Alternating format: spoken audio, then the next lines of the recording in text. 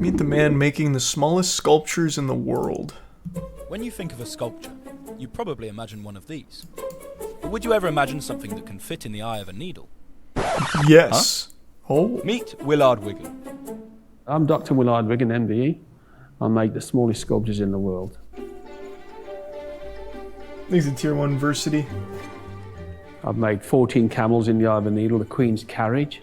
And I've made one of the Queen herself, Mount Rushmore, Sunseeker yacht, Evolution of Man. Nice, this is pretty wild. Little Red Riding Hood, Einstein, and more. I'd be here forever trying to tell you that I've done that many, you know. It all began with an ant's nest. I thought the ants were homeless, so I started making them tables and chairs. I started picking up little fragments of splinters and slicing them and what an interesting hobby. And building little houses. I'm autistic, and in school they didn't really care. I call it a learning difference. I just learned different to anybody else. I started experimenting to see how small I could really go. How do you make something so beautiful? When I'm working on a microscopic level, I have to work between my heartbeat, because if I don't, the pulse in my finger will cause problems. But the tools are very important because they all vary. There's all different types of tools. The cutting is the most important thing, slicing and twisting and bending and manipulating. I use a little broken shard of diamond, smashed, and it's like a little splinter. It looks like a Stone Age splint, big microscopic. So it's like my pulse is a little jackhammer, chiseling away till I get the shape I want. I normally pluck an God, that's got to be the most frustrating thing ever, though. A little cocktail stick, and then I paint with it. I work on 5 at a time. If I work on 1, it'll drive me mad. I have 2 world records, the smallest sculptures ever made by human hands. No machine, no nanotechnology. But these micro sculptures don't always go to plan. He's the resub captain. I remember once I was making a sculpture of Alice in Wonderland. After I'd made the Mad Hatter and I made the teapot, I made Alice separately, and I was lifting her, put her into the needle, and my mobile phone went off. I went like this, "Who's that?" And I inhaled Alice. It's just went. She's in my cavity somewhere.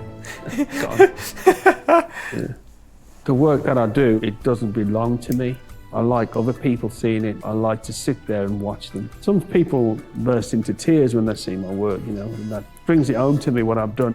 The time that I've What a fucking cool art form. So what next for Willard? And I stacking a needle, yeah, that's a good one. I'm gonna do that, you know. Well, that was a lot cooler than I thought it would be. Jesus Christ.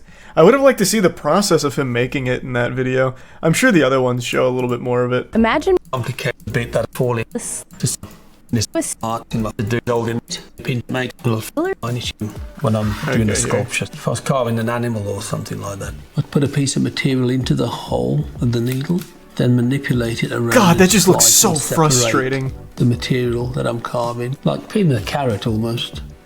This second one here, it's got a little blade. It's like an engraving here, and turning it.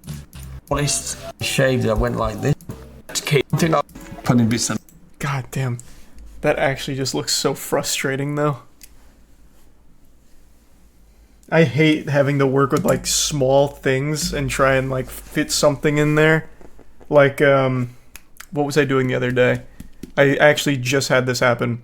For one of my frames, there was like a wire that I needed to push through like a small opening in order to like lock it. And it took me like, it didn't even take me long. It only took me like 20 seconds, but failing to get it within the first 3 tries and it being so small and precise, it made me so fucking upset. It made me so upset.